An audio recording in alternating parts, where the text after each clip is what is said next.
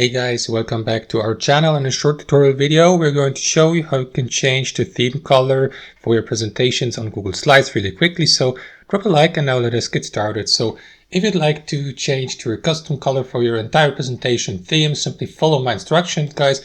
So pick any slide from your presentation you like, and after that, click on slide here at the top. And what you want to do after that is select edit theme from that drop down menu here.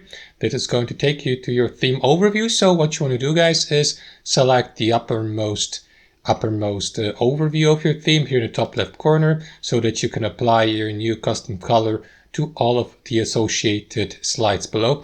So what you want to do, guys, is simply click on colors here at the top, starting with your overview.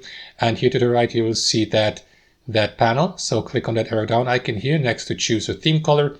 And pick a color, for example, from that list below, like, I don't know, accent 5, for example. And after that, simply pick a custom color from that list below here.